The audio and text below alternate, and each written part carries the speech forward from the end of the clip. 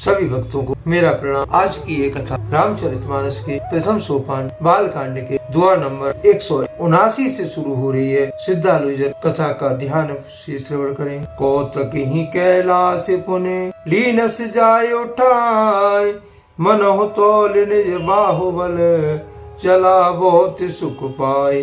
सियापति राम जय जय राम, मेरे प्रभु राम जय जय राम।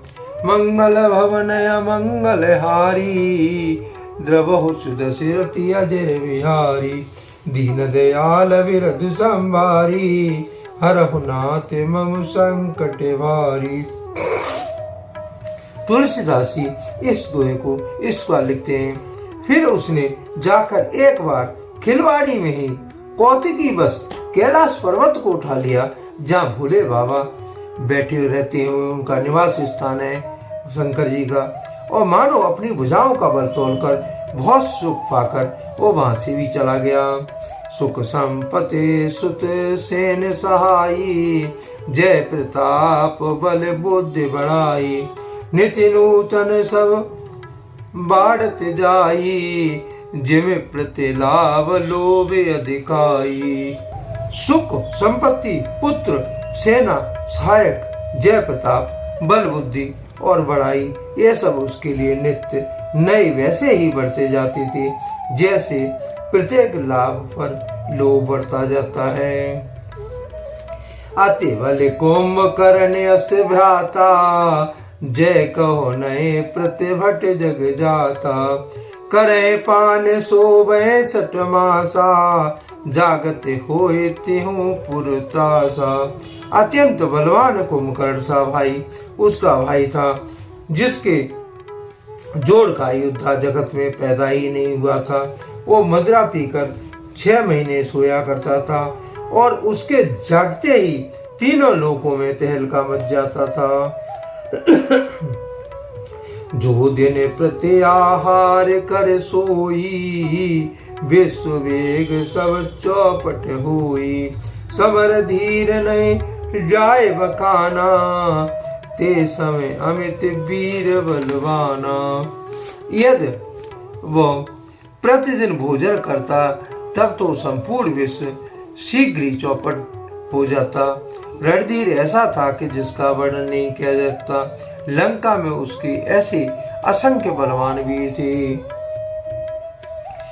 बारेद नाद जेठ सुत तासु, बटमो प्रथम लीक जगतासु। जे न होए रण सन्मुख कोई, सुरपुर नित्य परावन हुई। मेघनाथ रावण का बड़ा लड़का था, जिसका जगत की युद्धों में पहला नंबर था। रण में कोई भी उसका सामना नहीं कर सकता था। स्वर्ग में तो उसके भय से नित्य भगदड़ हमेशा मची रहती थी। कुमख अकंपन कुल सरद, धूम केतु अतिकाय। एक एक जग जीत सके, ऐसे सुबट निकाय। सियापति राम जय जय राम, मेरे प्रभु राम जय जय राम। मंगल भवन मंगल हारी, द्रवहु सुदशरथि अजर बिहार। दीन दयाल विरध संभारी, हरहु नाथ मम संकट भारी। तुलसीदास जी इस दोहे को इस प्रकार लिखते हैं।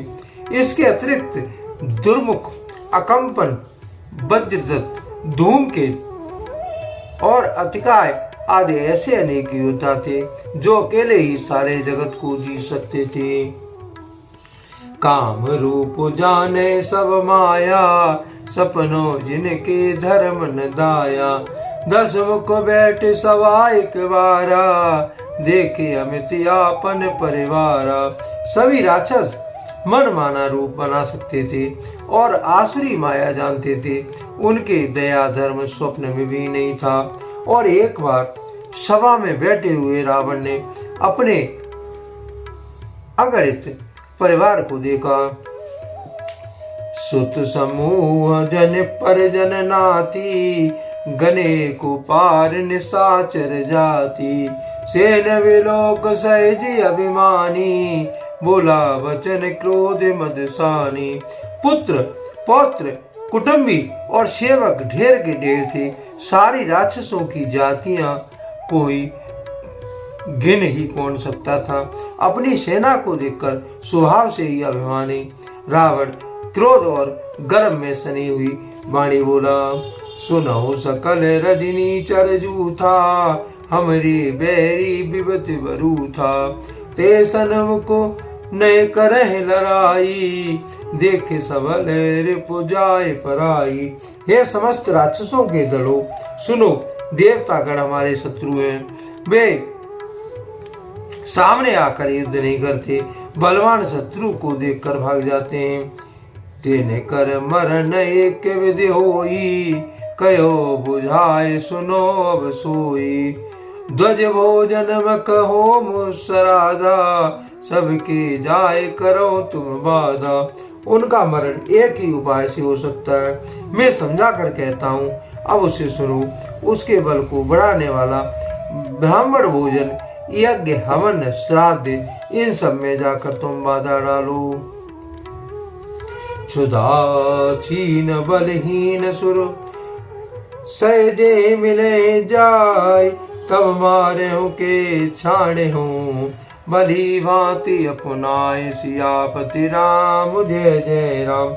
मेरे प्रभु राम, जय जय राम। मंगल भवन अमंगल हारी, द्रवहु दशरथि अजर बिहारी।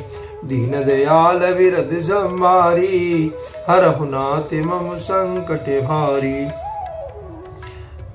तुलसीदास जी इस दोहे को इस पर लिखते हैं, भूख से दुर्बल और बलीन होकर देवता सहज में आ मिलेंगे, तब उनको मैं मार डालूंगा, अथवा भली बात अपने अधीन करके सर्वथा पराधीन करके छोड़ दूंगा। मेघनाथ को पुण्य को रावा, दीने सिख बल बैर बढ़ावा। जे सुर समर धीर बलवाना, जिनके लड़वे करे अभिमाना। फिर उसने मेघनाथ को बुलाया और शिखा बढ़ाकर उसके बल और देवताओं के प्रति बैर भाव को उत्तेजना दिया। फिर उसने कहा, हे पुत्र, जो देवता रण में धीर और बलवान है और जिन्हें लड़ने का अभिमान है, ते नहीं जीत रन आन सुबादी, उठ सुत पितु अनुशासन कांदी। है विद सभी आज्ञा दीनी, आपन चले गदा करनीनी। उन्हें युद्ध में जीतकर बांध लाना। बेटे ने उठकर पिता की आज्ञा को सिरोधारी किया। इसी तरह उसने सबको आज्ञा दी और आप भी हाथ में गदा लेकर चल दिया। चलत दसानन डोलत अवनी, गरजत गरो सिर में सुर रमनी। रावण आवत सुने सकोहा, देवे तके मेरो गिर खोहा। रावण के चलने से पृथ्वी डगमगाने लगी और उसकी गर्जना से देवमणियों के गर्व गिरने लगे। रावण को क्रोध सहित आते हुए सुनकर देवताओं ने सुमेरी पर्वत की गुफाओं तक ही भागकर सुमेरी की गुफाओं का आश्रय ले लिया। दिगपाल के लोक सुआए, सुने सकल दसानन पाए। पुन पुन सिंहनाद कर भारी, देई देवतय गारे पचारी। दिक्पालों के सारे सुंदर लोकों को रावण ने सुना पाया। वह बार बार भारी सिंह गर्जना करके देवताओं को ललकार ललकार कर गालियां देता था। रण मद मत फिरे जगधावा, प्रतिबटे खोजत कतहु न पावा।